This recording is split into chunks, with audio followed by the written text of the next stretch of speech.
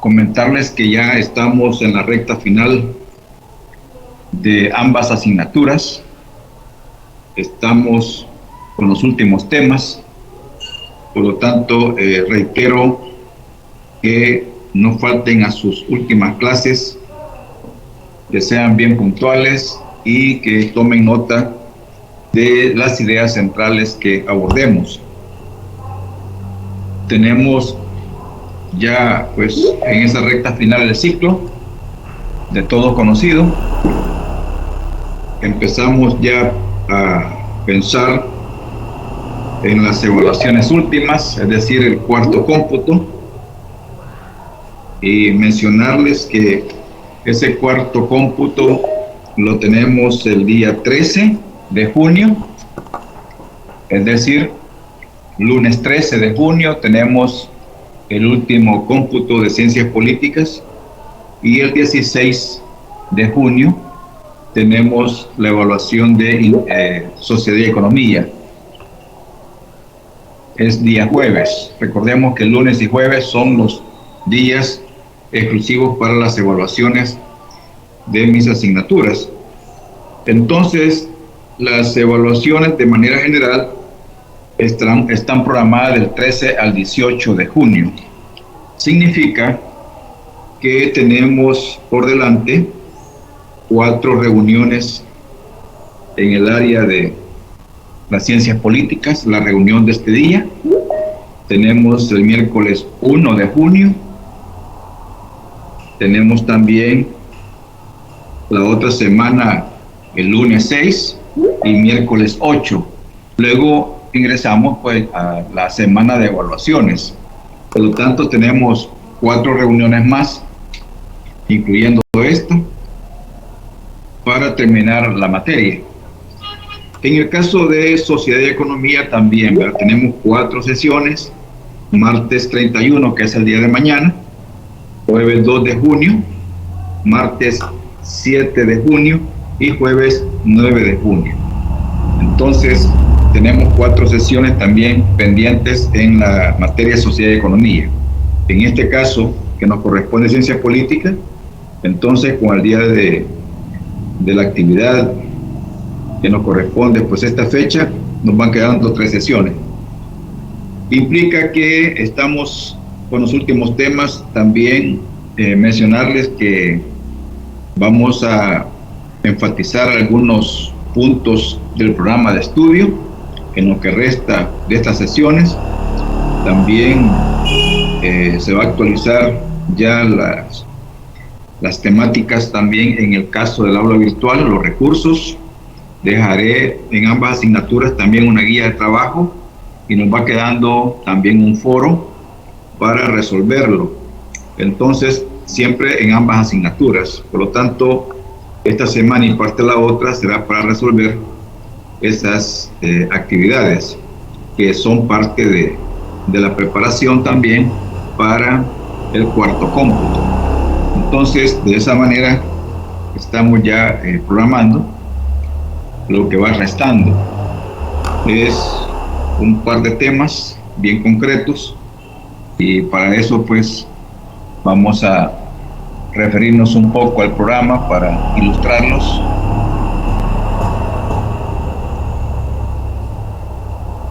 Ahí tenemos el programa.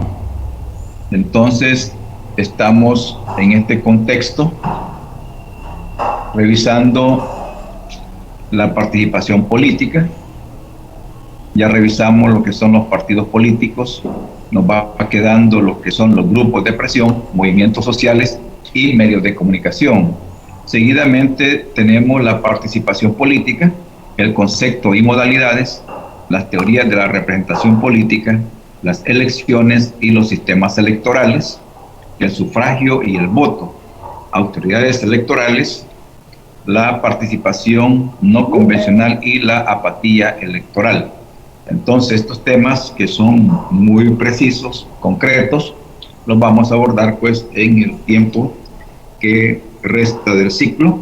Y como puede observarse, el programa pues ha tenido un cumplimiento muy preciso Ustedes pueden revisar todos los elementos que hemos tocado y también en las clases restantes vamos a enfatizar algunos puntos del programa que también entrarán al parcial, al último parcial.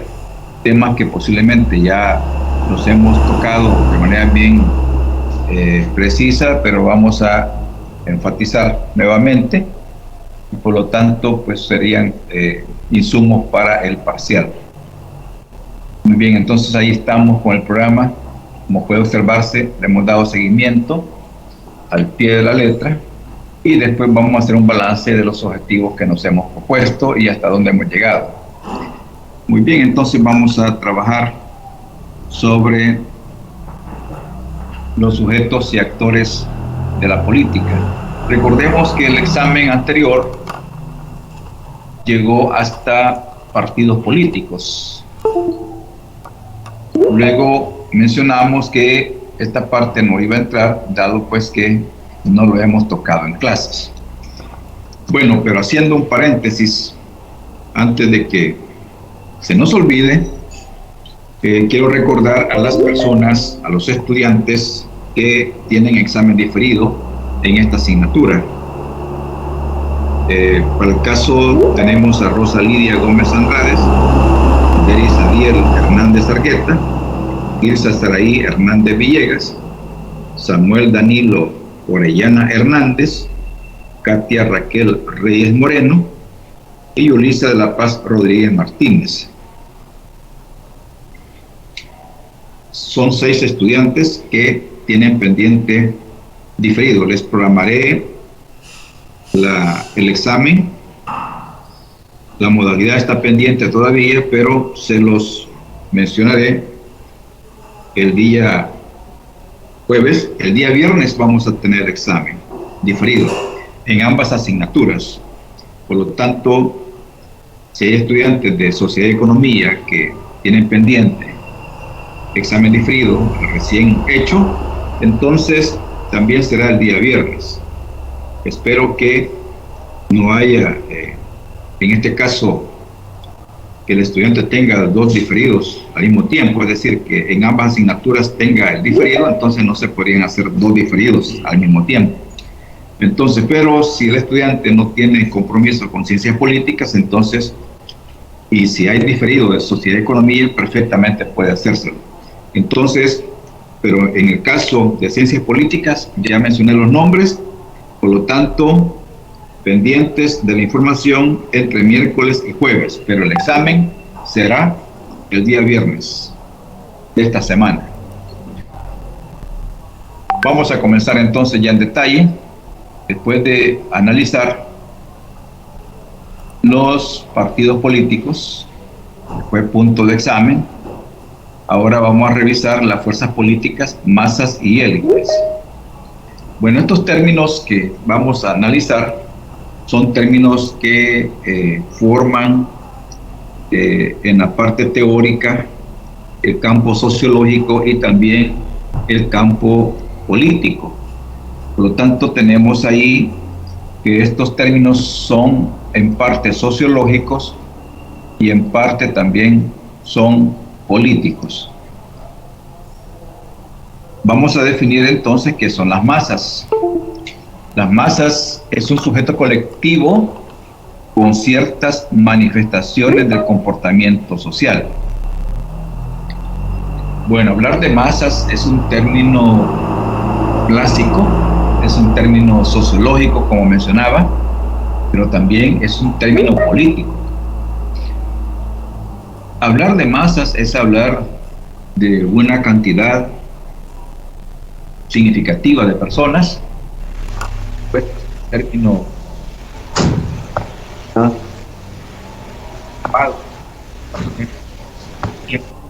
actual, sino que es un término clásico. Pero hay que entender que en este sentido muchos conceptos que eran de carácter físico, químicos, etcétera, pasaron a formar parte del campo social, del campo sociológico, del campo político. Entonces hablamos de masas en otras ciencias, pero en este caso se habla de masas también en la sociología y en la política, entre algunas ciencias sociales. Pero repito, son términos que hay que comprenderlos por el hecho de que en aquel contexto tenemos mucha influencia de las ciencias naturales, de las ciencias exactas, de aquellas ciencias que experimentaban, y por supuesto hoy en día es lo mismo, y tienen ciertos conceptos propios para su campo científico. No obstante, vamos a comprender, repito, que estos conceptos pasaron a formar parte del campo social y político, y por eso se habla de masas sociales, de masas políticas.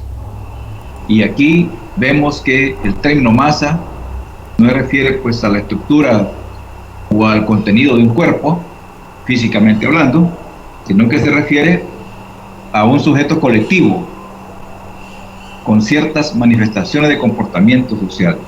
Si hablar de masas es hablar de una cantidad significativa de personas que se aglutinan para hacerse sentir, como decimos comúnmente, para manifestarse y hacer llegar algunas peticiones a centros de poder, a centros que deciden, y eso implica que tomen fuerza y es tomado también como un sujeto colectivo.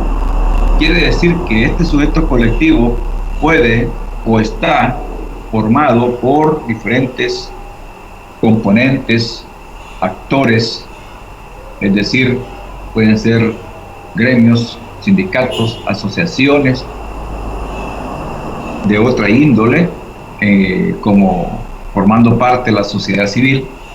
Entonces las masas es la expresión colectiva de una sociedad que se manifiesta para hacer prevalecer algunas mejoras o conquistas, reivindicaciones, y estas masas se expresan muchas veces en la calle, se expresan frente a los centros que deciden.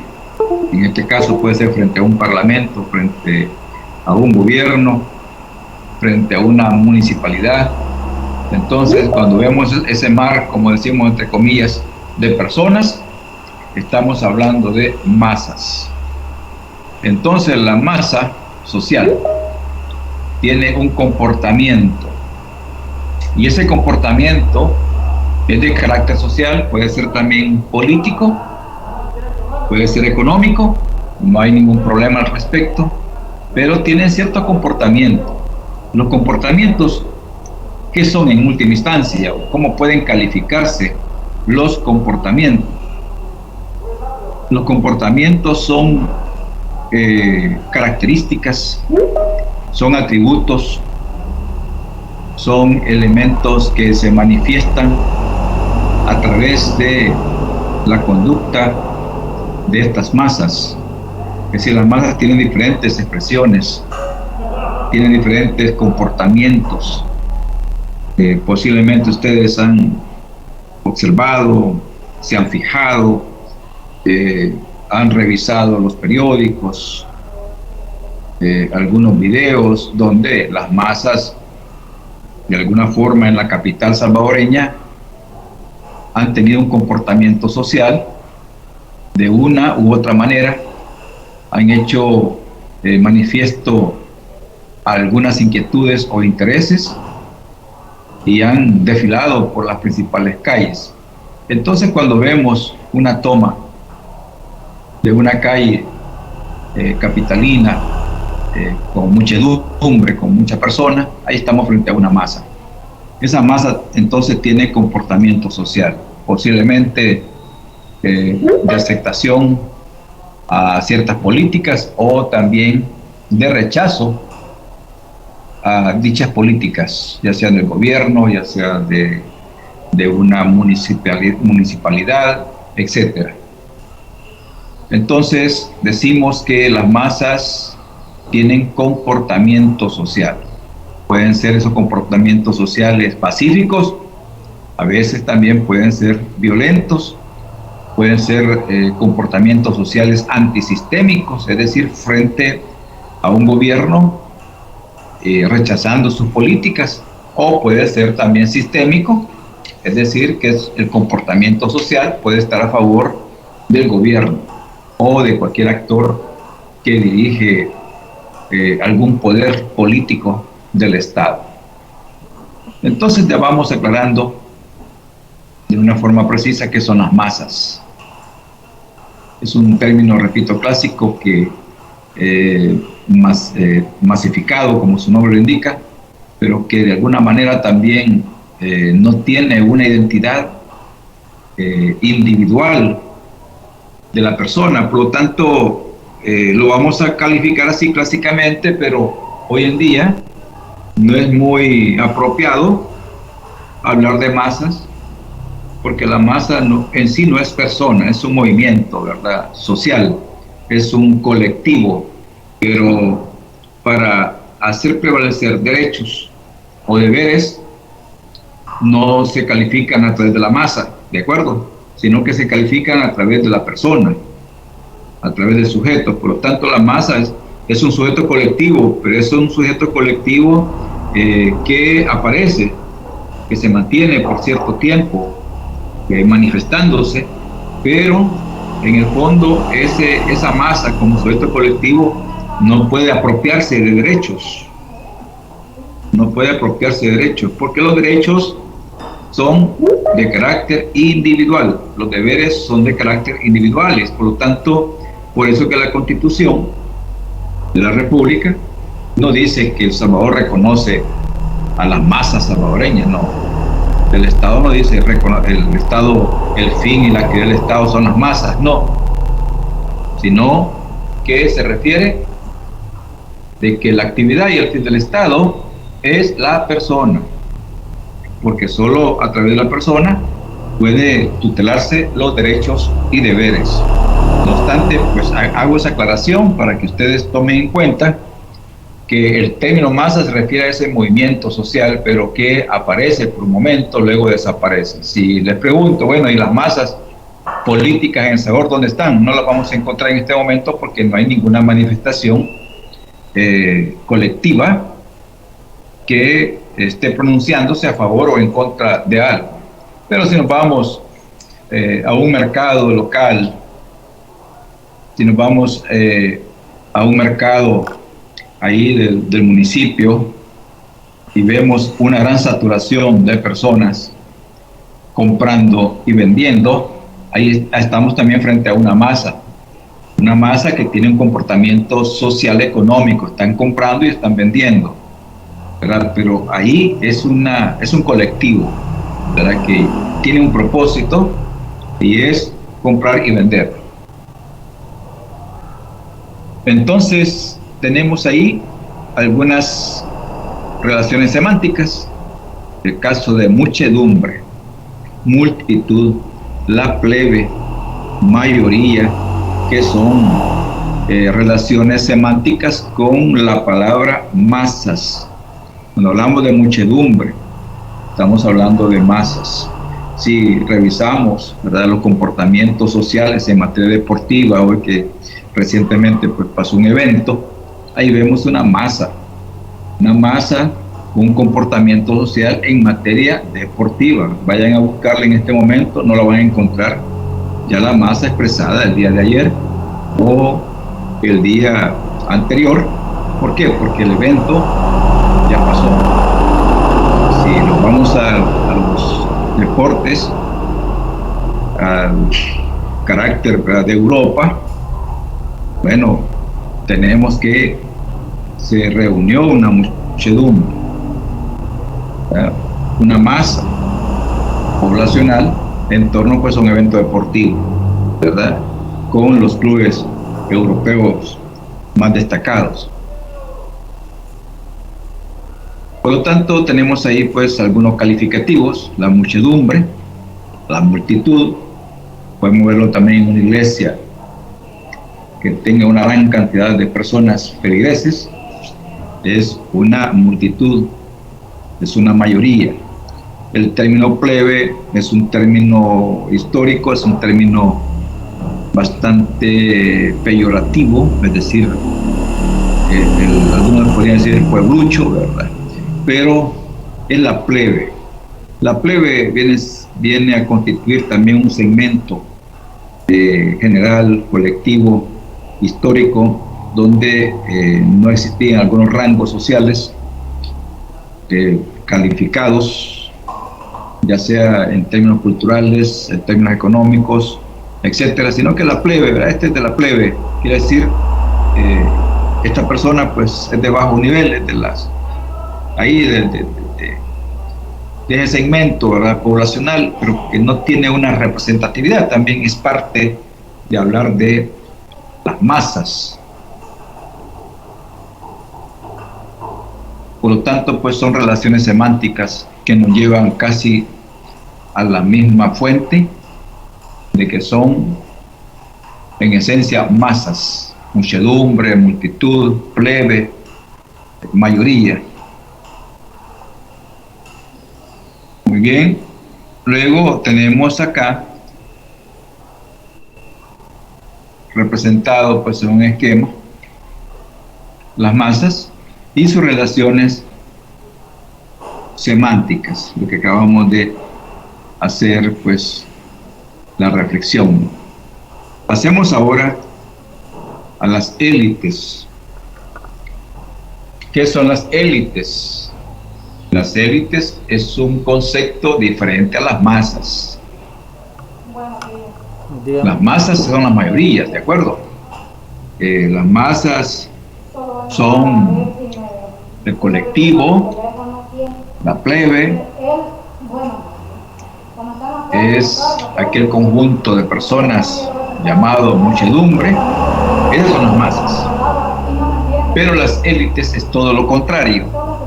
Hablar de élites es un grupo minoritario de personas que tienen un estatus superior del resto de las personas de la sociedad.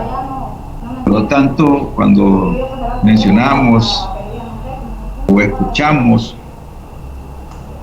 algún planteo, esta persona es de la élite X, es de la élite económica, esta persona es de la élite política o de la élite militar, significa que está en un lugar bastante significativo, en un estatus superior del resto de las personas de la sociedad. Entonces, las élites son grupos pequeños, pero el hecho de ser pequeño no significa que son grupos débiles, sino que son grupos fuertes.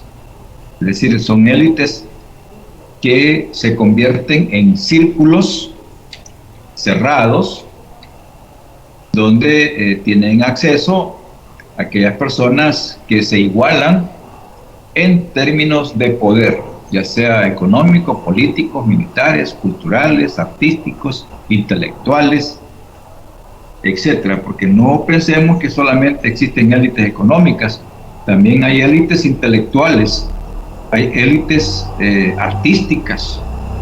Los artistas renombrados tienen también una realidad de élite, ¿verdad? Se relacionan con otros artistas que también son de renombre, se identifican, inclusive algunos, ¿verdad?, llegan a comprometerse sentimentalmente porque tienen una concordancia de relaciones económicas y también artísticas.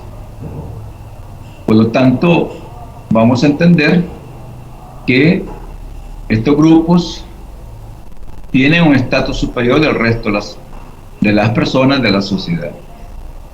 En esta calificación que estamos haciendo, comprendamos que en la sociedad capitalista, en las sociedades liberales, que clásicamente lo decimos así, que es el mismo capitalismo, estas élites es lo más normal en este tipo de sistemas. O sea, el sistema capitalista se mueve a través de élites económicas, políticas, militares y de otro tipo de poder. Entonces la sociedad capitalista, sea desarrollada o sea subdesarrollada, pues todas las sociedades tienen sus élites. Esto implica que son grupos pequeños, repito, que no tienen mucha cobertura para el resto de la sociedad, sino más bien tienen acceso a aquellas personas que definitivamente hay una capacidad, hay un rango, hay un reconocimiento, ya sea económico, político, para que tenga entrada a estos círculos de poder. Por lo tanto, son élites. Son élites que también dominan los sistemas sociales, los sistemas políticos. Así también tenemos élites en los partidos. En los partidos políticos hay élites, que son aquellos partidos que definitivamente pues tienen un fuerte rango. Me permiten un segundo.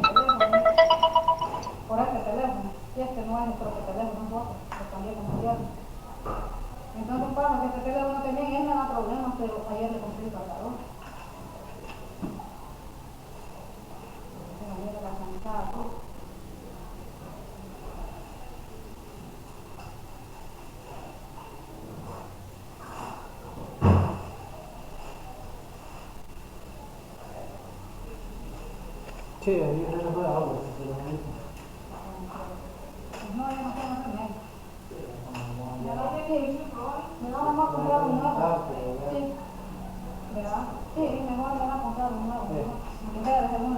Sí. Vaya. Bueno, que la haga bien.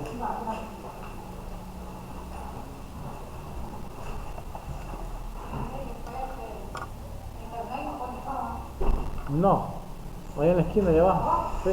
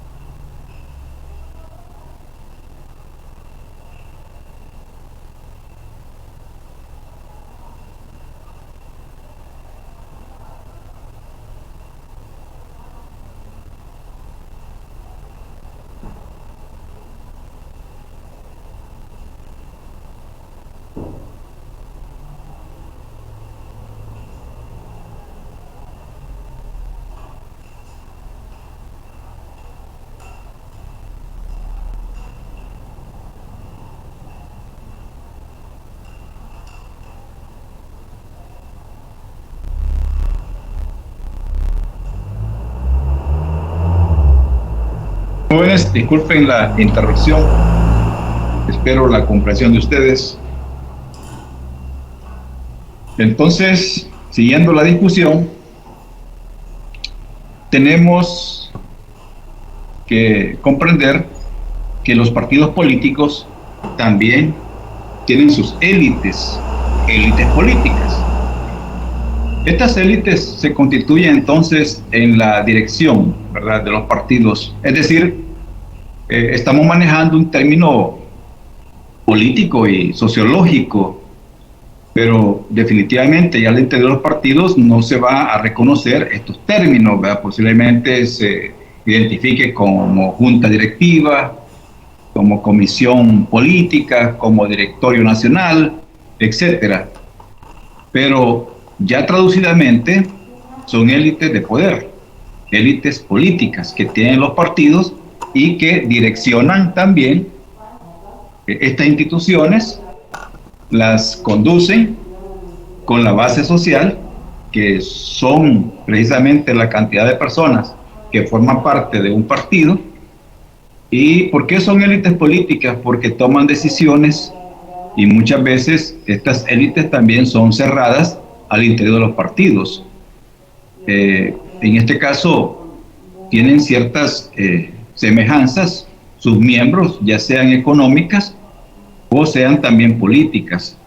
Por lo tanto, no pensemos que solamente existen élites económicas, existen élites políticas al interior de los partidos y definitivamente pues son la forma, la dirigencia de un partido que conduce, y por lo tanto ya en la traducción podríamos verlos como élites, aunque repito, dentro de los estatutos de un partido no serán reconocidas así, sino más bien como directorios, como juntas directivas, comisión política, que son personas pues electas, o son personas que tienen cierta dominación partidaria por ser tal vez fundadores de un partido, etcétera. Entonces constituyen también élites. Lo único que dentro de los partidos esas élites pueden ser sustituidas, pueden ser renovadas, y por lo tanto de esa forma pues puede calificarse, ¿verdad?, la participación también de la base social. Un partido político tiene una dirección, pero también tiene base social. ¿Quién es la base social? Es precisamente la cantidad de personas que forman parte del partido político o que están afiliadas, por decirlo de otra manera, en el partido. Esa es la base social del partido. Son los participantes orgánicos del partido.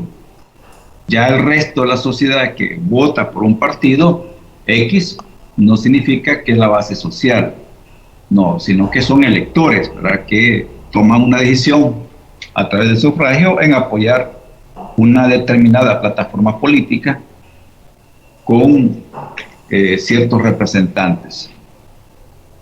También pues en el caso de las élites económicas, estas élites económicas son más bien representadas por grupos financieros, industriales, bancarios, comerciales, que tienen sus propias élites, es decir, un reconocimiento entre sus miembros por esas relaciones que establecen, relaciones económicas. Vamos a encontrar entonces relaciones entre los banqueros, entre los financieros, entre grupos industriales, grupos empresariales, que forman élites. En este mundo entonces de la economía hay un conjunto de élites activadas en el sistema económico. Todas las élites tienen un campo de acción, un campo económico. Las élites también compiten en esa relación económica y que de alguna manera entonces esas élites tienen pues fuerza de competencia en economía. Pero también comentarles de que esas élites económicas que tienen poder se identifican todas en última instancia. Podrán tener ciertas diferencias, ciertas contradicciones de cómo trabajar con el sistema económico, pero son contradicciones superadas. Es decir, no son contradicciones que permítame, no son contradicciones, repito, que en el materialismo se identifican como contradicciones fundamentales, sino más bien lo que sucede en estas élites económicas cuando hay contradicciones se les llama contradicciones secundarias. Es decir, son contradicciones que no tienen fuerza, ¿verdad? Ya radicales, sino que son superadas y después las cosas regresan a su nivel normal en las relaciones que estas élites tienen. Dicho de otra manera, estas élites tienen diferencias, pero superan esas diferencias y se comportan de una manera unida ya en decisiones fundamentales en un sistema capitalista, ¿verdad? Porque no vamos a decir que entre un grupo económico y otro no hay contradicciones. Claro que sí, hay contradicciones, pero son contradicciones secundarias, así se les denomina en el materialismo. Contradicciones secundarias que son superadas y que todo regresa a la normalidad. No son contradicciones fundamentales. Las contradicciones fundamentales son contradicciones frente al sistema, donde estas pues también se activan y se ponen de acuerdo. Muy bien, entonces, y también tenemos las élites militares, que son élites que en este caso constituyen también una fuerza en el estamento militar en cualquier país del mundo. Tienen cúpulas militares, puede ser la dirigencia de un ejército, un estado mayor, podría ser también un grupo de militares que tienen hegemonía y dominio en el resto del ejército. También pueden formar una élite que puede ser de hecho, por supuesto, porque recordemos que dentro del estamento militar pues tienen su propio código militar, y por otro lado también se sujetan a toda una jerarquía, ¿verdad?, institucional. Pero eso no quiere decir que no pueda aparecer una élite de militares que pueda provocar algunas alteraciones en el estamento dentro de su misma estructura militar. En el caso, por ejemplo, del golpe de Estado que se dio en el 79, cuando se derrocó a Carlos Humberto Romero, que fue el último militar en el gobierno, fue un grupo de militares que provocaron el golpe de Estado. Un grupo de militares jóvenes. Podríamos decir que ahí tenemos una élite de militares, ¿verdad?, que se opuso a esa realidad, ¿verdad?, que experimentaba el país, y ese grupo de militares provocó el golpe de Estado, y podríamos considerarlo como una élite militar que se activó, ¿verdad?, y que correlacionó al interior del ejército salvadoreño en aquel momento, ¿verdad?, de los años 79. Fue el último gobierno militar y fue el último golpe de Estado. De ahí, en la historia salvadoreña, hay una cantidad de golpes de Estados que se han dado, al igual que en Guatemala, en Honduras. Bueno, la historia de América Latina ha sido una historia de golpes de Estado, de fraudes electorales, de dictaduras militares, de oligarquía gobernando. Esa es la cultura, ¿verdad?, histórica de la política en América Latina, casi en la mayor parte de países.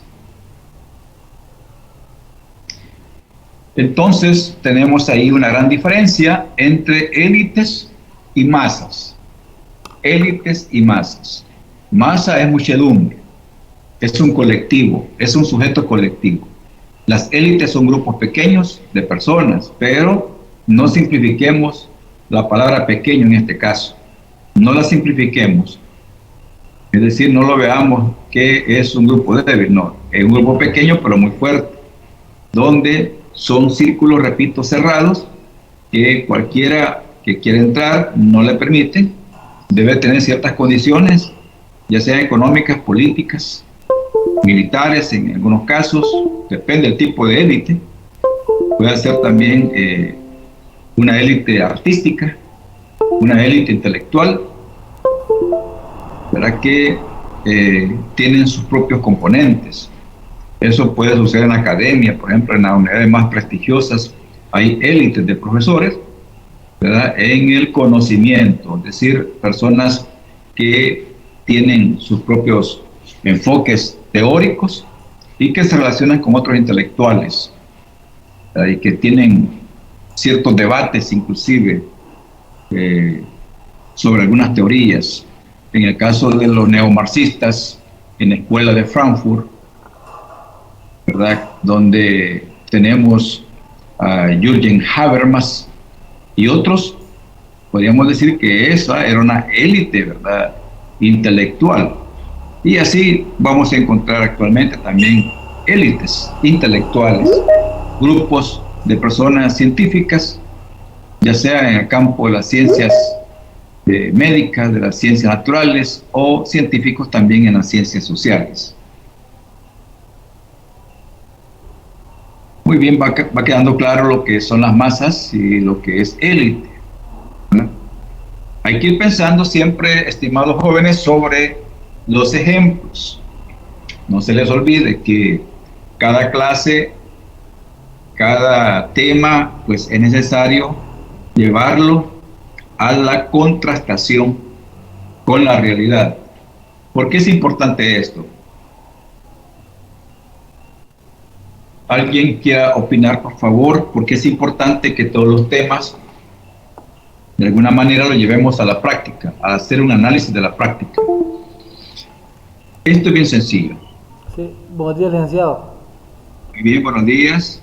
Sí, para mí es importante porque que vayan amplificados, porque así tenemos una realidad y más fácil, una comprensión más fácil, pienso yo, de lo que estamos hablando.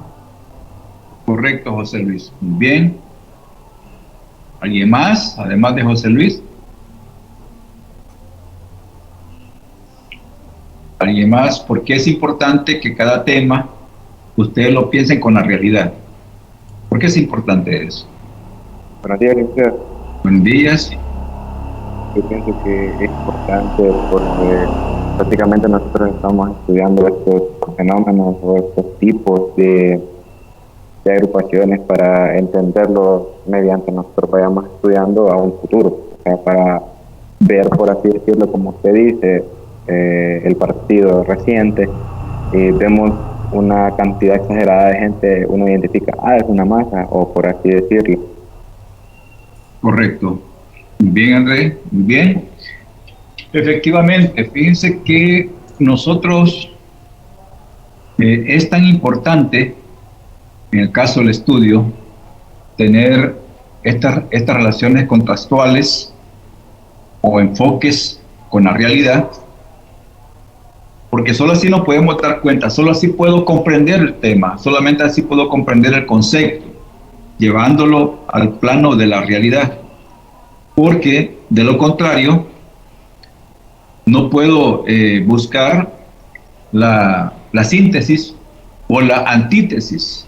Es como decir, bueno, ¿cuál es lo opuesto de la alegría? Pues, lo opuesto de la alegría es la tristeza. ¿De acuerdo? Hablemos un poco de psicología.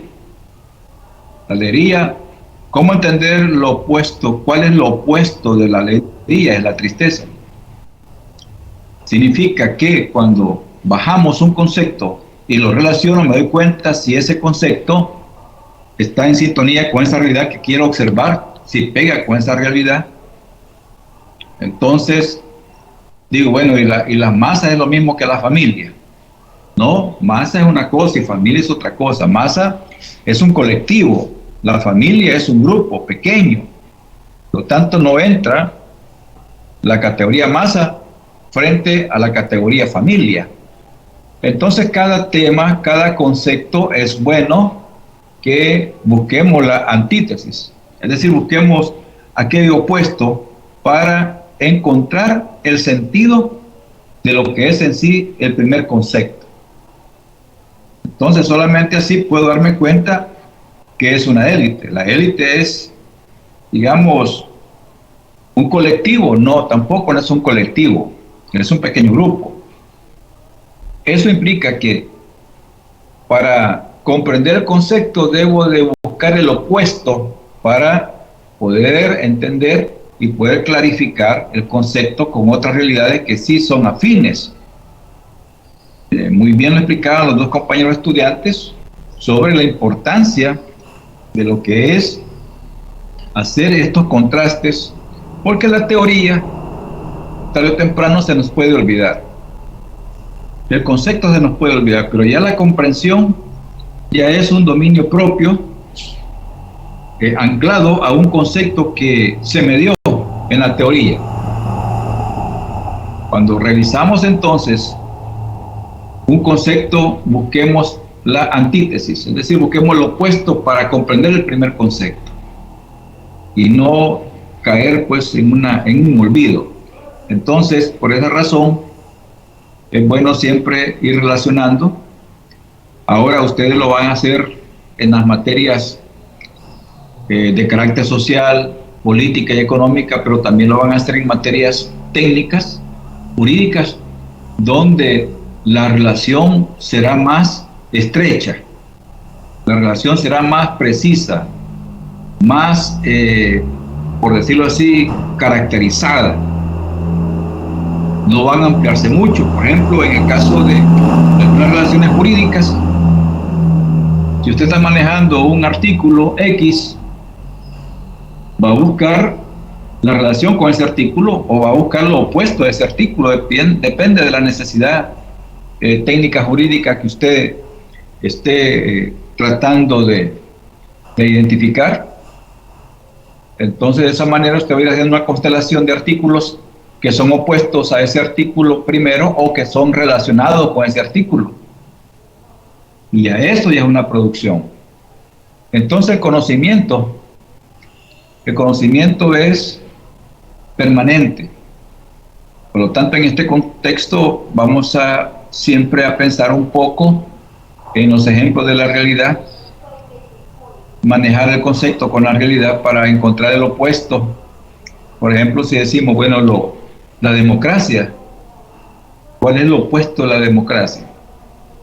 Es lo contrario a la libertad, lo contrario a la individualidad, lo contrario a los derechos. Entonces, cuando digo, bueno, la democracia es esto, pero vamos a ver en la realidad si encuentro plenamente desarrollado este concepto o encuentro lo opuesto a este concepto. Entonces me voy a dar cuenta si el concepto está valiendo la pena, ¿verdad?, en la realidad, o está haciéndose otra cosa contrario al concepto. Entonces pónganle ese pensamiento, por favor, tanto en el campo jurídico también. Es decir, ustedes deben de valorar un artículo, no solamente decir el artículo tal, no, deben de buscar la relación de ese artículo con otros, ya sea con fines opuestos o con fines de una relación sincronizada a ese artículo, ¿verdad? Porque de esa manera ustedes van a ir construyendo un tejido, digamos, de artículos que explique el fenómeno jurídico. Claro, nunca habrá una situación cerrada en una posición jurídica, porque recordemos que el derecho tiene varias fases. Hay exposición del derecho, hay una demostración, hay argumentación en el derecho. Entonces cada quien hará sus propios argumentos, sus propias demostraciones, sus propias exposiciones de artículos, y definitivamente el derecho no puede ser cerrado en términos de interpretación, porque si no, no avanzáramos en la ciencia del derecho. Si la ciencia del derecho ha tenido un avance significativo, es porque el derecho se argumenta y se va buscando nuevos aportes en la ciencia del derecho. Eso implica entonces que vamos a comprender una cosa: el derecho como técnica, que es un derecho un tanto más cerradito, por decirlo así, y un derecho más argumentativo que nos está tirando a la ciencia, o sea, la ciencia del derecho.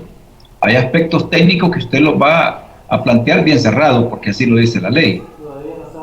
Ahí está trabajando con un derecho técnicamente hablando, pero si ya estamos hablando de un derecho de la ciencia, o de la ciencia del derecho, eso nos lleva entonces a reflexiones más profundas, a transformaciones más connotadas para avanzar en esta ciencia. Significa pues que todo esto es importante que ustedes lo vayan asimilando poco a poco. Por supuesto, ustedes comienzan y el conocimiento así va. Se esperan análisis bien concretos, eso va permitiendo avanzar. Ya en un segundo ciclo usted avanza más, segundo año ya hace argumentos más fuertes, y así sucesivamente. ¿Por qué? Por el conocimiento mismo. Ahora, ¿qué tenemos que hacer? Bueno, apropiarnos de todos esos elementos nuevos. Por eso es importante siempre relacionar, ¿verdad?, teoría y práctica. En el campo del derecho es bien importante eso. Lamentablemente, repito, a veces se viene a conocer práctica en derecho ya en años más avanzados, pero lo ideal es que desde el primer año ya exista nociones prácticas del derecho en todas las versiones que ustedes vayan trabajando. ¿Por qué? Porque una cosa es la teoría, una cosa es la universidad y otra cosa es la práctica. No es que exista contradicción entre la práctica y la teoría. La teoría es producción de la práctica. Sin embargo, cuando no me conecto con la práctica, encuentro posiblemente una contradicción entre la práctica y la teoría. O la práctica está vinculada a la teoría, ¿verdad? O definitivamente hay una buena relación. Por eso a veces decimos, bueno, a mí me enseñaron una cosa y la práctica es otra. No es que sea otra la práctica, simplemente es que no lo enseñaron, ¿verdad? Ciertos enfoques teóricos con la práctica, y ese es el problema. Lo ideal es que un estudiante del derecho tenga conocimiento teórico, pero también poco a poco vaya teniendo conocimiento práctico del derecho. Y ahí se va a dar cuenta si hay debilidades en la teoría y hay fortaleza en la práctica, o la práctica está muy debilitada frente a los nuevos enfoques teóricos. Por eso repito, lo ideal, en la medida de las posibilidades, es que usted se relacione con la práctica también en el derecho. Digo el derecho en términos amplios, pero no me refiero a una materia, me refiero a la carrera en sí. Muy bien, entonces ahí tenemos este punto. Vamos a pasar a otro. Ya todo esto lo discutimos. Vamos a referirnos siempre a la presentación de los actores políticos. Aquí tengo otro tema, ¿verdad?, que está en el programa. Vamos a ver. Celina, buenos días. Disculpe. Estamos para escucharle.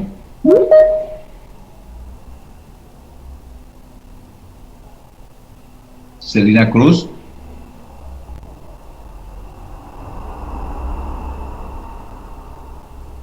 Tiene la palabra, Celina, si todavía está ahí en línea.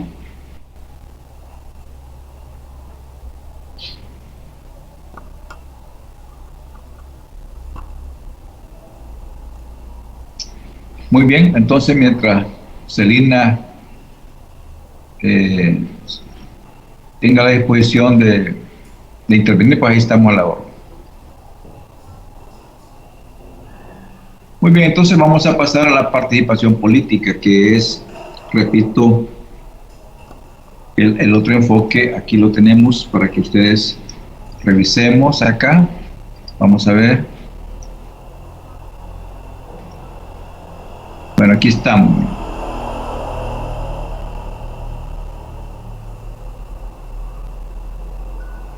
La participación política, aquí tenemos los movimientos sociales, que son los mismos, los grupos de presión, y tenemos también la participación política, que es lo que vamos a observar. En este aspecto, los grupos de presión y los movimientos sociales, esta es la traducción de lo que es las masas. Y los grupos de presión son grupos también de élite. Vamos a explicar un poco eso. Vamos a explicarlo, dado pues que necesitamos referirnos. Permítanme un segundo.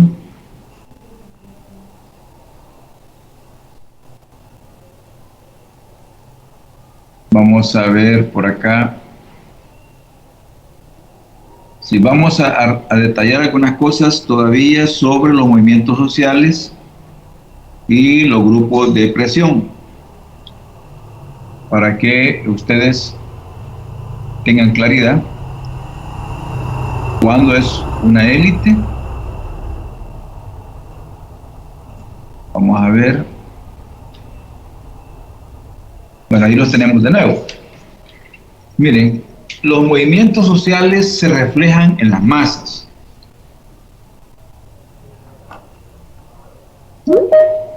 O sea, un movimiento social es un movimiento de masas también. O sea, las masas se expresan en los movimientos sociales. Ya hemos abordado algunos ejemplos. Y las élites son grupos pequeños, pero con poder, ya sea político, económico, social, cultural, intelectual, etcétera. Son grupos pequeños con mucho poder. Estos grupos pequeños, quiero manifestarles de que no necesariamente pueden gobernar estrictamente en los tres poderes del Estado. No necesariamente deben de ser diputados, magistrados, presidentes, ministros, pero son grupos que tienen un poder tan significativo que pueden influenciar en el poder del Estado. Entonces, cuando estos grupos inciden en el poder del Estado, se constituyen en grupos de presión. Grupos de presión. Son grupos que están esforzándose por cumplir intereses y presionan al gobierno, presionan a las estructuras del Estado para que se les escuche y que puedan ser satisfechos esos intereses que estas élites puedan tener en el sistema. Entonces, los grupos de presión no es que formen parte del gobierno. Esos grupos de presión están fuera del Estado, en el entendido de estructura de gobierno. Están fuera, pero ejercen una presión sobre estas estructuras estatales para que se cumplan ciertas pretensiones de intereses de estos grupos. Por eso se llaman grupos de presión. Pueden ser grupos económicos, élites económicas que tienen fuerza, tienen poder económico y pueden doblarle el brazo a un gobierno en términos de hacer cumplir sus intereses. Eso implica que de alguna manera pues estos grupos también son grupos con mucho poder extraestatal, es decir, no están en el Estado propiamente, pero tienen un poder que pueden dominar un parlamento, pueden dominar una estructura ejecutiva o la misma estructura judicial. Por eso se llaman grupos de presión. Los grupos de presión existen en cualquier sociedad del mundo. Lo único que son grupos que muchas veces son grupos en el anonimato, es decir, no se identifican, y hay grupos de presión que sí se identifican, ¿verdad? Por ejemplo, cuando nosotros preguntamos, bueno, ¿y la empresa privada es élite económica reflejada en la NET? La NET quiere decir Asociación Nacional de la Empresa Privada, es una élite económica. Hay un grupo de empresarios, desconozco cuántos son, pero tienen la asociación y esta asociación forma una élite, pero puede convertirse en un grupo de presión en términos de intereses económicos, diciéndole al gobierno queremos esto o aquello, y presionan. Por eso se llaman grupos de presión. O sea, una élite económica, una asociación puede convertirse en un grupo de presión cuando pretende lograr ciertos intereses a favor de ese grupo, o rechazar también políticas de Estado y ejercer presión para quitar X o Y decisión jurídica que perjudica los intereses económicos de una élite. Entonces vamos a entender ese punto, ¿verdad? Que no toda asociación puede ser un grupo de presión, pero sí hay asociaciones económicas que pueden convertirse en grupos de presión cuando se afectan los intereses. Y por supuesto también hay grupos de presión que no tienen nombre, ¿verdad? Que ellos están en el anonimato y que ejercen también influencia sobre un Estado. Muy bien, aclarando ese punto, porque nos faltaba hacer esa relación con esta parte que ya la revisamos acá, ¿verdad? Que son los movimientos sociales y los grupos de presión. Y en términos de los medios de comunicación, pues esto lo hemos trabajado en la parte de la socialización política, ¿verdad? Los medios de comunicación forman parte de lo que arriba estudiamos, que se llama la cultura política y socialización política. Aquí entran los medios de comunicación, por eso no lo toqué nuevamente acá, porque los medios de comunicación también son sujetos, son actores políticos. Sabemos que en la sociedad salvadoreña tenemos medios de comunicación en las diferentes modalidades, y ustedes pueden calificar si un medio de comunicación tiene una tendencia progresista, una tendencia social, o tiene una tendencia de derecha o una tendencia de centro. En todo caso, como no existe la neutralidad política, recordemos que la posición de Aristóteles dice que nadie puede decir que no es un ser político, todos somos seres políticos, no existe neutralidad política, ni la ciencia, por supuesto, es neutral, por el hecho de que la ciencia tiene un interés por el desarrollo del conocimiento. Entonces, cuando ya hay un interés, ya hay una posición política. Por lo tanto, no es que estemos cuestionando los intereses son importantes, todo depende de la calidad, de la cualidad del interés, de la transparencia del interés para calificarlo si es bueno o no es bueno, porque recordemos que en un sistema social hay múltiples intereses, algunos son intereses sanos y otros son intereses malos, ¿verdad? O perversos. Entonces debemos nosotros de calificar desde la ciencia qué tipo de intereses tutela el derecho y qué tipo de intereses el derecho debe de perseguirlos, porque no son intereses buenos. Por lo tanto, en la realidad social no hay neutralidad política, todos tenemos intereses. Desde que somos seres humanos, somos seres interesados, y esos intereses nos motivan a avanzar. Por lo tanto, no es que estemos cuestionando el interés, lo que sí hay que calificarlos, si esos intereses son buenos o no son buenos. Los medios de comunicación son actores en un sistema social, y cada uno procesa su realidad de acuerdo a una percepción que tengan. Puede ser de centro, de izquierda, de derecha. No hay un medio de comunicación neutro, porque siempre hay un interés de informar. Entonces, cuando hay un interés de informar, ya hay un interés político, de socialización, en el buen entendido de la palabra. En ese contexto, entonces, los medios de comunicación son sujetos también en una sociedad que contribuyen a la formación de los ciudadanos. O sea, los medios de comunicación juegan un papel bien importante en el cual se genera la opinión pública. Eso es bien determinante, ¿verdad? Que debemos de entender ese aspecto. Muy bien, entonces ya aclarando estos puntos, vamos a pasar a la participación política. No sé si hay alguna pregunta, jóvenes, al respecto, alguna inquietud sobre lo que estamos viendo.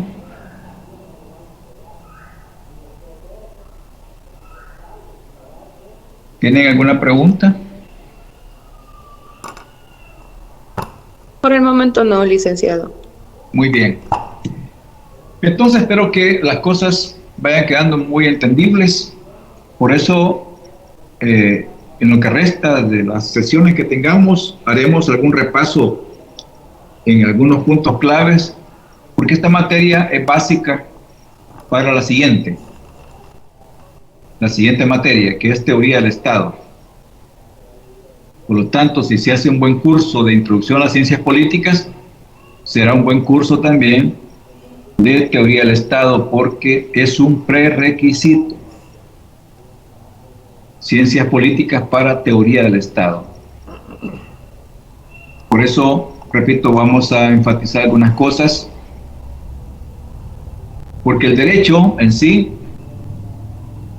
es político. El derecho es político, en esencia es político.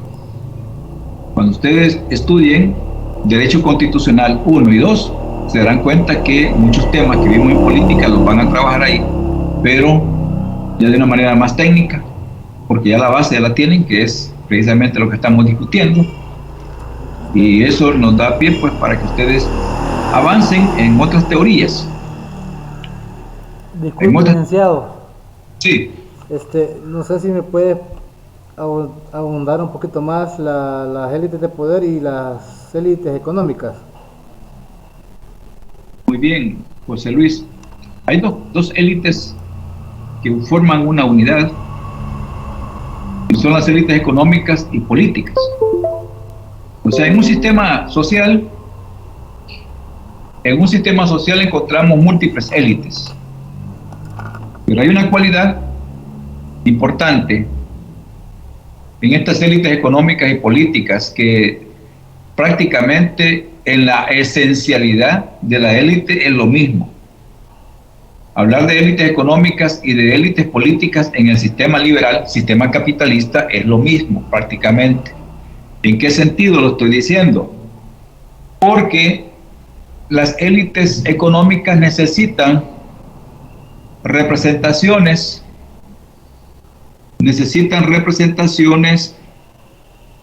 en el caso de el poder político. O sea, las élites económicas por eso requieren posiciones políticas en el gobierno,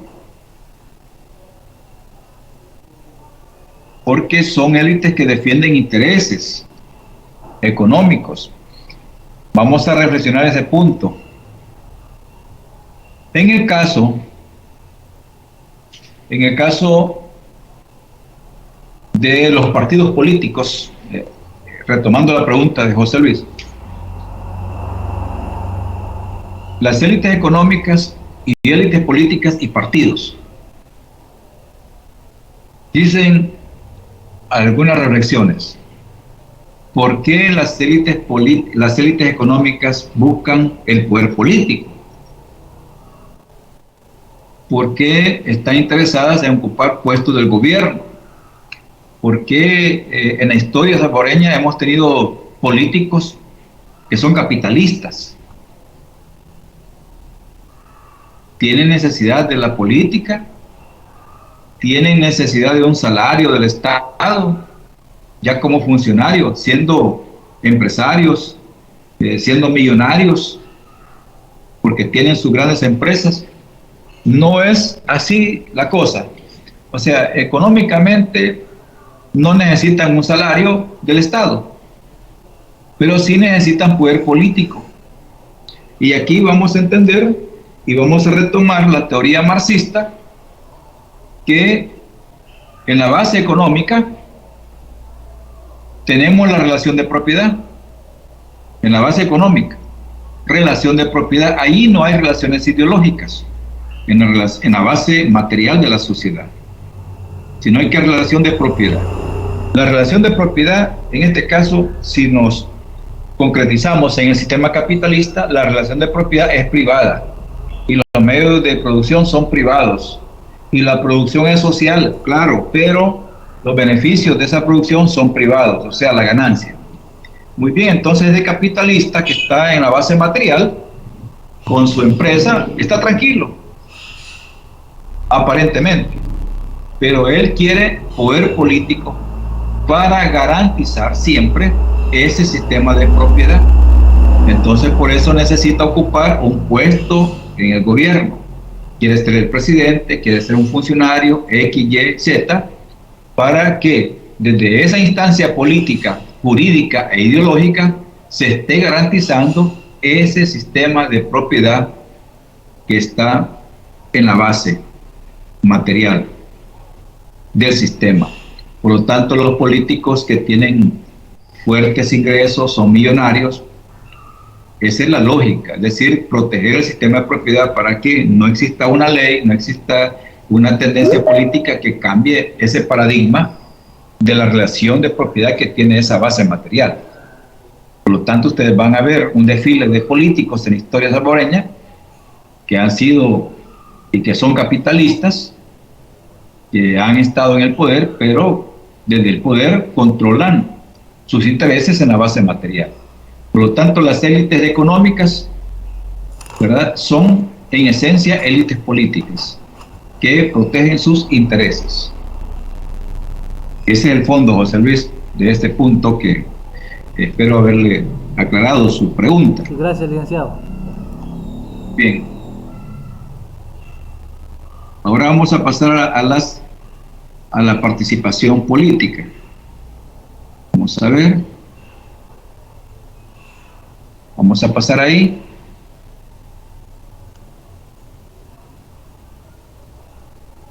Muy bien, ahí tenemos la participación política, que es la otra unidad, la última, ¿verdad? Que son los temas que estamos trabajando entre esta semana y la próxima.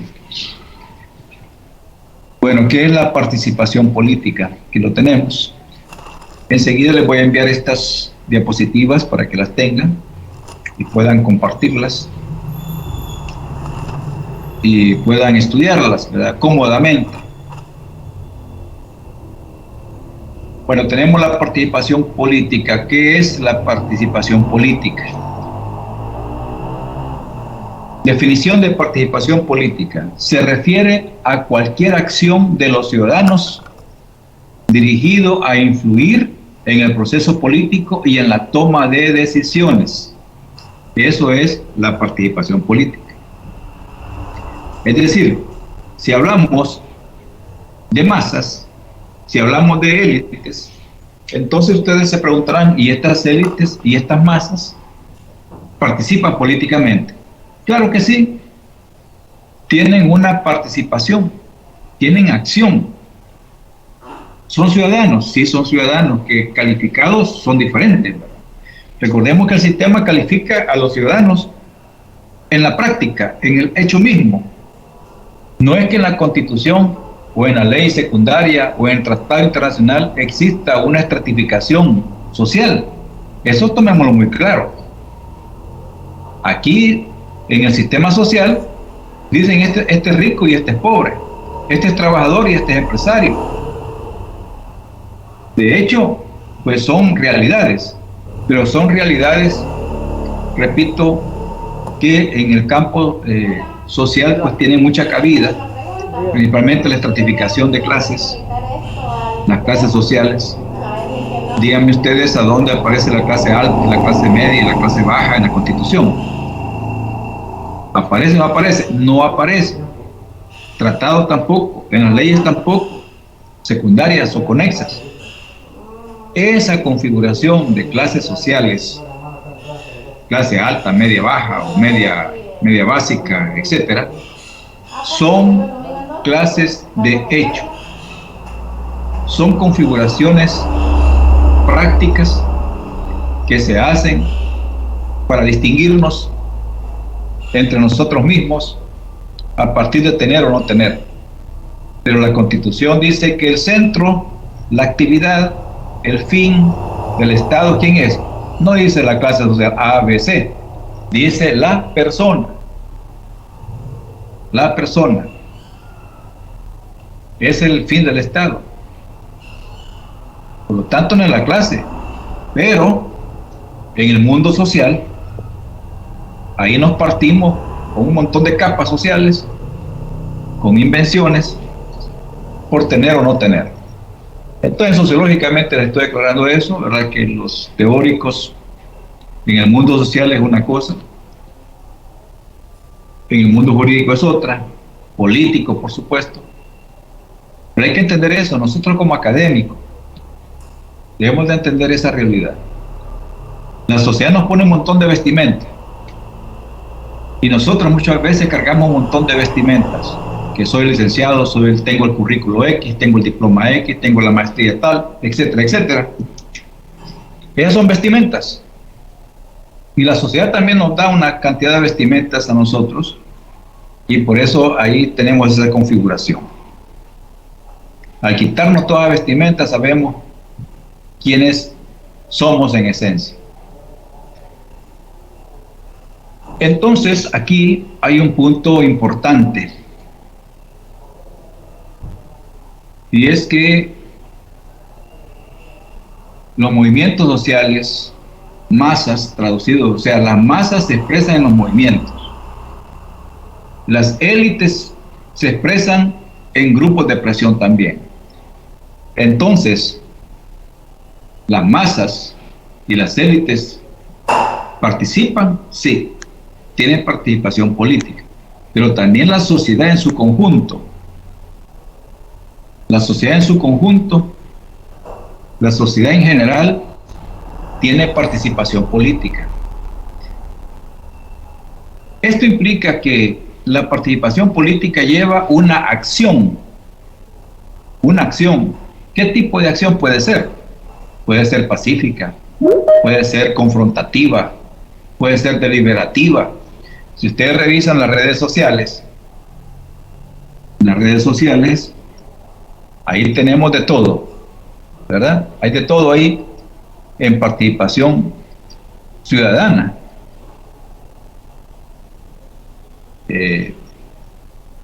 Gente que participa en videos, en escritura, en este caso los mensajes, y dan su opinión, algunas buenas, otras no buenas, algunos desde el exterior, si ustedes revisan los canales, ¿verdad?, de video, van a ver que desde afuera están diciendo un montón de cosas a los salvadoreños de acá, al gobierno, a la sociedad, a los votantes, en fin. Y eso será participación ciudadana, será participación política. Sí, claro, es una participación política que trata de ¿qué? De incidir o de influir en la toma de decisiones. Los partidos políticos también tienen participación. El gobierno tiene una participación pública. O sea, el gobierno cuando informa una actividad, cuando informa un programa, un plan, un proyecto, avances en su plan de trabajo, tiene una participación. ¿En qué sentido? En dar a conocer su papel, su rol, y tratar también de influir, ¿verdad?, en la toma de decisiones de los ciudadanos. O sea, que el ciudadano se ilustre. ¿Qué hace el gobierno? ¿Cuáles son los logros? Sean semanales, quincenales, anuales.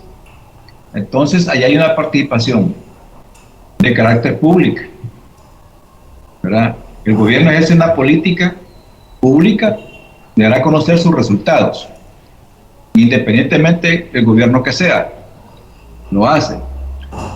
Y también tenemos participación política, ¿verdad?, de la sociedad organizada. Esa sociedad organizada es la sociedad civil, llamada así, que son los grupos de ciudadanos aglutinados en asociaciones, sindicatos, gremios, etcétera, que también participan. El 1 de mayo tenemos una participación de los ciudadanos aglutinados en esa sociedad civil. En esta ocasión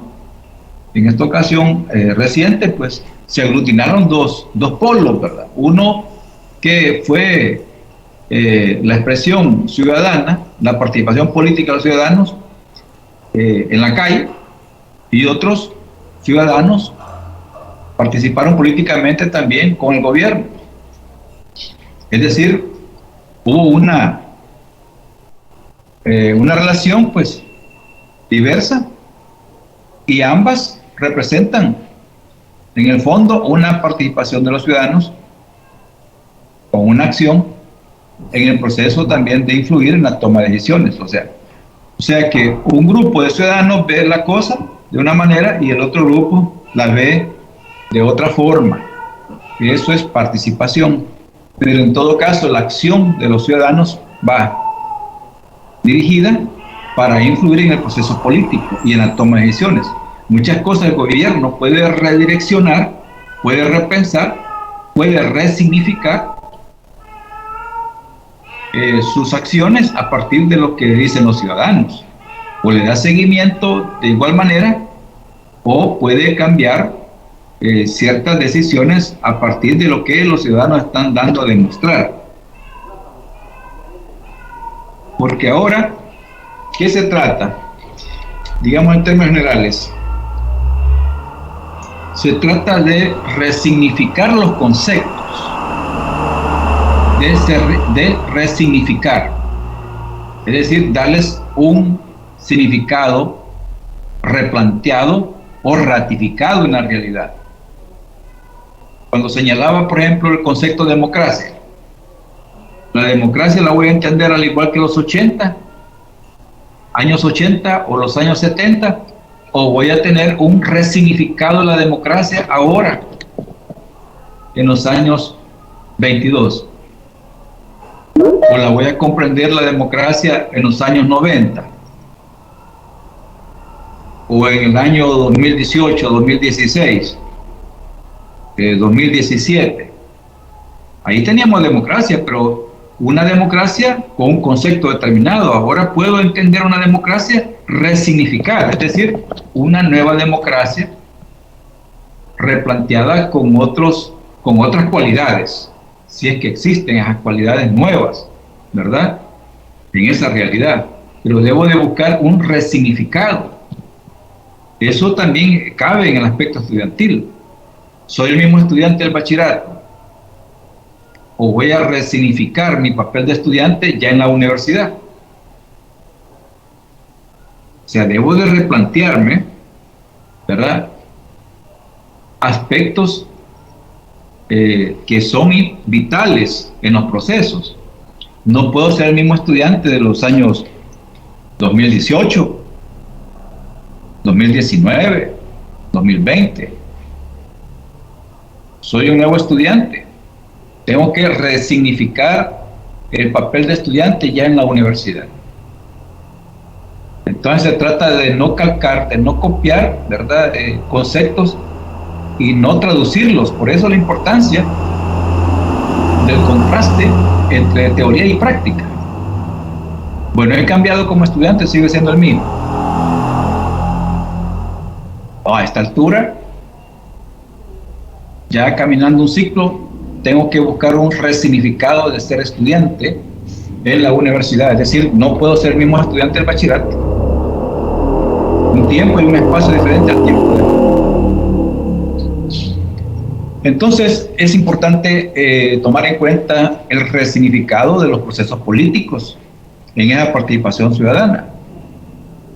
Siempre mencionaba que en la historia clásica, no solamente nacional, sino que también a nivel de los países latinoamericanos, la participación ciudadana ha sido una participación estéril o una participación sin mayor calidad, simplemente por participar. Entonces, ¿qué significado tendrá participar por participar políticamente? Ninguno. Lo que se requiere es participar políticamente para el cambio o la transformación de una sociedad, pero bien entendido esa transformación y esa participación. Muchas veces lo que sucede en la participación o en la forma de influir es que se recogen una cantidad de métodos arcaicos y desfasados que muchas veces son retomados y que fueron material del pasado, es decir, material de los años 70, los años 80, de los años 60. Esos métodos hay que resignificarlos, es decir, ¿será válido este método o ya puedo entenderme con otro tipo de métodos en mi participación ciudadana? ¿Puedo llegar a un centro de poder y presentar mi petición sin necesidad de hacer esto o aquello, lo que se hacía en los años 70? Es posible. Desde nuevos espacios políticos, desde nuevos espacios ciudadanos, es posible. O sea que el problema es no pensar la realidad en el nuevo tiempo. Tenemos que buscar, por ejemplo, en esa participación ciudadana, los procesos de consenso, de negociación, de acuerdos. O sea, el ser humano tiene una cualidad fundamental, tiene uso de razón. Entonces, el instrumento o la capacidad o el atributo llamado razón nos permite entendernos, diferir en algo, llegar a un acuerdo. Entonces la participación ciudadana debe ser una participación autónoma. Lamentablemente los partidos políticos en la historia han manipulado la participación ciudadana y han encauzado a la población muchas veces, a esas masas, a decisiones erráticas, solo por el aprovechamiento de votos en procesos electorales. Entonces los movimientos sociales, la participación queda huérfana después, porque se atuvieron a los políticos, y los políticos lo que quieren eran votos nada más. Eso implica que la participación ciudadana puede ser autónoma, claro que sí, pero también necesita ciertos actores de conexión, pero guardando siempre la autonomía de los procesos propios de los sectores de los ciudadanos. Por ejemplo, los trabajadores. ¿Cuántas veces no han sido engañados los trabajadores en la historia salvadoreña? Muchas veces. ¿Por qué? Precisamente porque la participación de los ciudadanos trabajadores fue manipulada. Entonces los trabajadores necesitan su propia participación política y encontrarse con estos actores, ya sean partidos, ya sea gobierno, ya sea gobiernos locales, encontrarse en la toma de decisiones, en los entendimientos. Pero repito, siempre guardando el respeto de inteligencia que debe existir en estos sectores. No manipular, porque la manipulación es muy negativa en los procesos para la transformación de una sociedad. En todo caso, la participación ciudadana sirve para influir en los procesos políticos y en la toma de decisiones. Vamos a ver ahora otro punto. La participación política puede ser participación representativa, elección de varios individuos, son delegados colectivos, intereses a los órganos de gobierno. Los ciudadanos solo influyen en la toma de decisiones. Aquí tenemos algunas características, algunas cualidades de la participación política, participación representativa, elección de varios individuos. Bueno, la democracia que tenemos es una democracia representativa. Es Es decir, nosotros somos convocados como pueblo electoral al sufragio para elegir a nuestros representantes. Entonces el representante tiene una conexión orgánica con los representados. Significa que los representantes tienen que bajar, por decirlo así, entre corchetes, tienen que bajar a sus representados y recoger todas las expectativas de los representados, sus aspiraciones, sus necesidades, reivindicaciones, y llevarlas como representantes al centro de poder donde ellos están ubicados. En este caso puede ser el gobierno, puede ser el parlamento, etcétera, y de esa manera hay un juego democrático entre representantes y representados. ¿Qué sucede en la historia? Que los representantes se desconectan de los representados y la toma de decisiones muchas veces son negativas para sus representados. Entonces ahí tenemos un problema de representación política, porque los representantes se olvidaron de los representados y tomaron decisiones contrarias a sus representados. Quiero también comentarles sobre este punto. No se puede representar, en este caso, pretensiones que sean negativas también dentro de los representados. ¿Me explico? Es decir, un representado no le puede decir a un representante, mira, quiero que me respaldes en esto, cuando lo que él quiere no es legal, no es transparente, no es ético, no es moral. Entonces, ahí perfectamente el representante puede observar a su representado que lo que él pretende está fuera de ese orden normativo. Ese es otro punto, porque el representante no quiere decir que va a recoger todas aquellas aspiraciones negativas de sus representados y por eso va a luchar en el puesto de poder. No se trata de eso tampoco, porque entonces estaría atentando contra los mismos principios democráticos y también de legalidad. Ese es el punto. Entonces eso es bien básico. Imagínense en el campo estudiantil. Ustedes saben que hay representantes estudiantiles y hay representados que son los estudiantes. Un estudiante que no llega a clases, que no hace alusión a su calificativo de estudiante, ¿cómo puede un representante respaldarlo en una toma de decisiones si el estudiante no llega a clases? ¿Será legal eso? ¿Será ético? ¿Será moral? No. Entonces el representante perfectamente puede aclararle a su representado, mira, primeramente cumple con tus obligaciones como estudiante, para que esta pretensión que tú tienes se cumpla. Pero si no tienes la solvencia, no te puedo acompañar en esta pretensión. Entonces todo es con la transparencia y la claridad y la ética que debe existir también en las representaciones.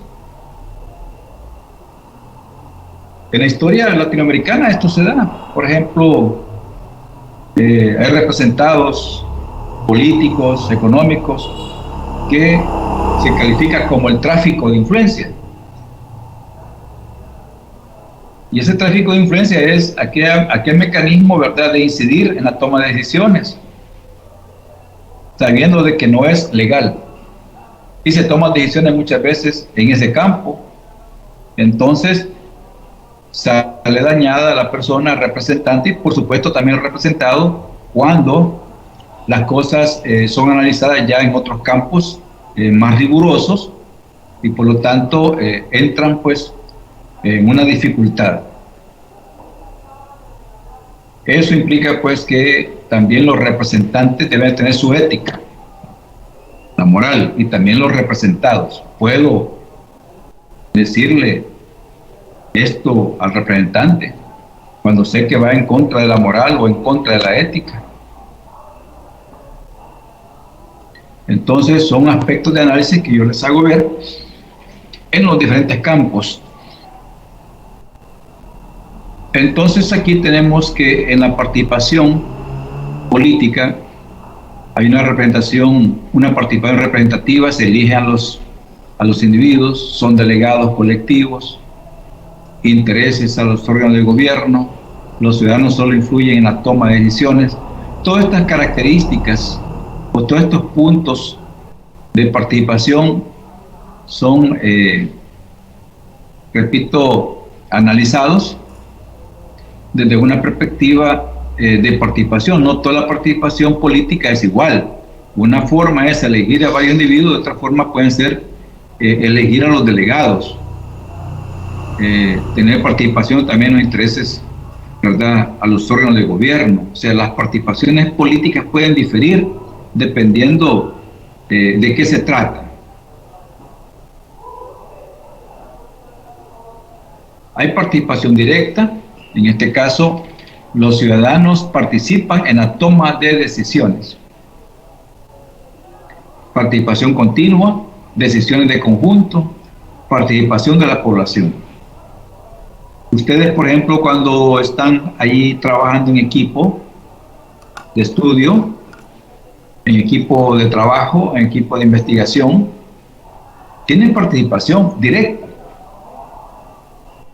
¿En qué se manifiesta esto? Bueno, en una distribución de responsabilidades. El estudiante distribuye tareas de investigación. Unos se encargan de los libros, otros se encargan de las impresiones, de las copias. Se reúnen para que alguien del equipo sea el editor del documento, es decir, que revise si los tres escriben. Bueno, los tres están escribiendo un texto, están escribiendo una investigación, pero el estilo de escritura, el estilo de oralidad debe tener una sola edición, es decir, alguien va a revisar el documento general y le va a dar un estilo único, porque los tres escriben diferentes. Entonces hay que darle un estilo único de escritura, porque alguien puede escribir en voz activa y el otro puede escribir en voz pasiva. Entonces implica que alguien va a ser el editor, va a decir esto quitémoslo, esto agreguémosle, etc. Entonces hay una participación directa. ¿Por qué? Porque están defendiendo una nota, quieren un trabajo y la nota les cae a todos por igual. Entonces, bien interesante la participación política, porque hay participación política académica, es decir, el interés académico. Hay intereses sociales, intereses económicos, intereses políticos. Entonces hay personas muy activas en esto, dependiendo, ¿verdad?, qué desean. O sea, para lograr algo hay que participar, hay que incluirse, hay que tener acción. Por ejemplo, la carrera de ustedes implica acción, implica incorporarse, implica caminar, porque no es, la formación de ustedes no está al final, cuando obtengan un título. No es esa la formación. La formación es la ruta que están construyendo. Mientras no tengan claro eso, ¿verdad?, usted va a ser un estudiante que no se va a dar cuenta que se está formando. Entonces, la formación profesional no es, ¿verdad?, no es el título en sí. El título le da un estatus, por supuesto, le da un calificativo, pero la formación es la construcción permanente, ¿verdad?, que usted está haciendo en su estudio y que debe de hacerlo con agrado. Es decir, tenemos claro un objetivo y la formación, ¿verdad?, profesional es obtener un título. Entonces, cuando vemos ese objetivo, lo que hacemos, la clase que tenemos, los compromisos que tenemos, las tareas, los deberes, todo hay que hacerlo con agrado porque es parte de nuestra formación. Así también es la participación política. Bueno, vamos a participar políticamente. ¿Para qué voy a participar? ¿Cuál es el objetivo? ¿Lo voy a hacer con mucho entusiasmo esta participación? Bueno, va a depender de qué se trate. Si es para contribuir a los procesos democráticos, si es para los cambios que requiere el país, o es para manipulación de mi participación, entonces ahí estamos mal. ¿Verdad? Porque mi participación debe ser orientada con fines claros de transformación, de realidad. Pero si mi participación va a ser para beneficios personales de X, Y, Z, entonces es un problema, porque estoy favoreciendo intereses particulares, no intereses nacionales o intereses del colectivo, de la sociedad. Entonces esos son los problemas que debemos ir aclarando en cuanto a la participación. Debemos de participar, claro que sí, tenemos que participar desde la ciencia, desde la academia, desde la cultura, desde la familia. Todas las participaciones son vitales, pero debemos de tener claro qué es lo que queremos, por qué participamos. Ese es el punto central al respecto. Bueno, tratándose de que tenemos varias líneas en discusión, por ejemplo, tenemos un foro que lo van a desarrollar ustedes. Vamos a dar un tiempo prudencial para el desarrollo de este foro, ¿verdad? Al igual como se ha hecho anteriormente. Una guía de lectura que será personal, es decir, usted la va a contestar sin enviarla, solamente un compromiso propio de resolverla para que usted tenga mayor afinidad para el cuarto cómputo. Esas son algunas inquietudes que vamos a desarrollar y también un repaso con algunos temas bien centrales del programa de estudio que entraría también al cuarto cómputo. Son aspectos más referenciales, más de recordatorio, ¿verdad? Entonces, dado pues que en este caso tenemos eso pendiente y ustedes se están familiarizando también con el nuevo contenido, también quiero invitarlos a que revisen el Manual de Ciencias Políticas de Manuel Caminal, principalmente sobre la participación. Hay algún capítulo por ahí que habla sobre la participación política, seguidamente de lo que fue la cultura y socialización política. Ustedes pueden revisar algunos puntos.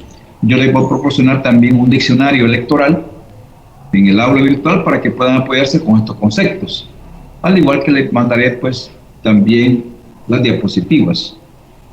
Entonces, dado pues que tenemos eso en línea, vamos a quedarnos hasta acá la clase para que ustedes perfectamente puedan ir ya calendarizando estos compromisos y algunos otros que tienen ustedes también en agenda, ya sea para este día o para el día de mañana. Entonces vamos a quedarnos en esta parte y vamos a continuar pues en la siguiente clase, ¿verdad? Que es del miércoles. Mañana pues tenemos Sociedad y Economía, que también pues van quedando unas 4 clases pendientes por ahí, que ya son de las últimas. ¿Alguna pregunta, jóvenes? Profe, le quería preguntar si ese foro va a tener una fecha límite, que nosotros tenemos un examen de 1 a 3 de la tarde. Este día. Sí, este día.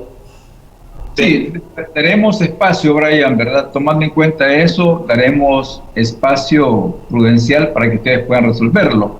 Es decir, este día el compromiso que tiene después de la clase es resolver el examen, ¿verdad? Por la tarde, ¿de acuerdo?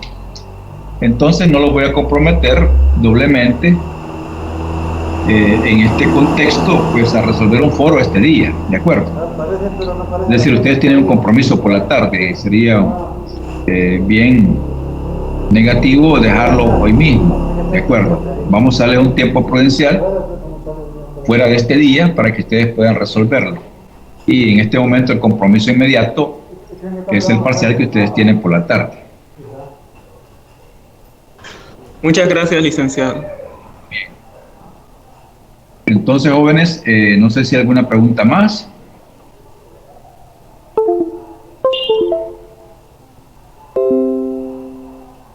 Si no hay más preguntas, entonces nos vamos a quedar ahí. Quiero comentarles pues que ya estamos calificando, ¿verdad? Los resultados, las papeletas, estamos regando uno a uno y ahí estamos, ¿verdad? Pendientes. Entonces nos quedamos para la siguiente clase. El día de mañana nos veremos nuevamente, ya en la hora de Sociedad y Economía. Recibirán también, pues por supuesto, el enlace en su momento oportuno. Pasen muy buenos días entonces, jóvenes, nos veremos en la siguiente. Feliz día, licenciado. Buen provecho. Gracias, Feliz día, licenciado. Buen día. Bien.